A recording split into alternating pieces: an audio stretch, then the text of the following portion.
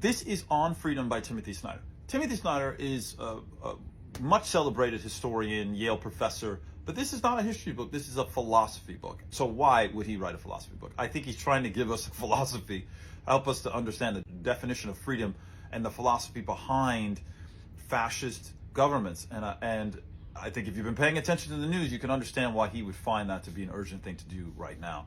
I thought the book was amazing. It's much longer than I thought. The last Timothy Snyder book I read was like 30 pages, and I thought it was amazing.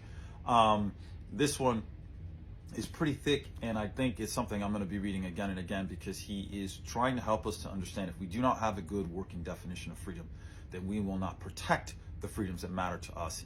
And he is saying, defining freedom as the valuing of values. Freedom has to be connected to the values that we hold. It cannot simply be just the removing of obstacles out of our way.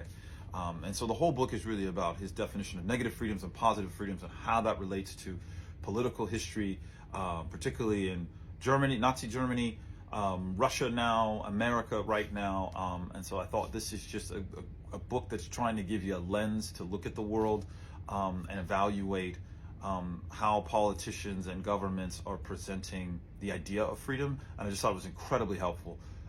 It's something I'm planning on reading again and again. And once again, I think Timothy Snyder shows just how brilliant he is at explaining things that are incredibly complex.